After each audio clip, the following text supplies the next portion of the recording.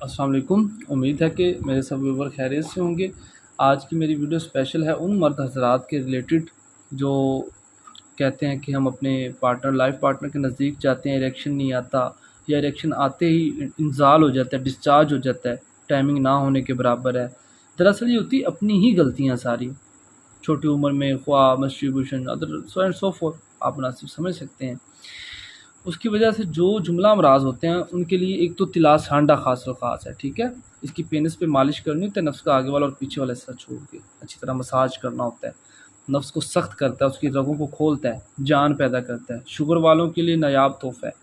और अरबी शाही माजून है, ठीक है। टेम्परेरी टाइमिंग के लिए भी यूज़ कर सकते हैं, रात को मतलब इंटरकोर्स से 2 घंटे पहले हाफ़ टी स्पून दूध के साथ, ठीक है। और परमानेंट के लिए भी यूज़ कर सकते हैं, सुबह शाम एक चने बराबर। अच्छा रिज़ल्ट है।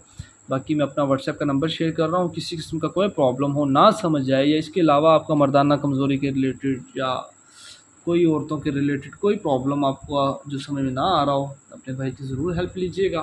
कॉल से थोड़ा अवॉइड कीजिएगा, सारा दिन मसरूफ़ियत होती हैं दवा खाने पे। अपने वक्त की मुनासबत से मैं ज़रूर रिप्लाई करूँगा। अपने भाई को दुआओं में याद रखिएगा। Take care. अल्लाह हाफिज़।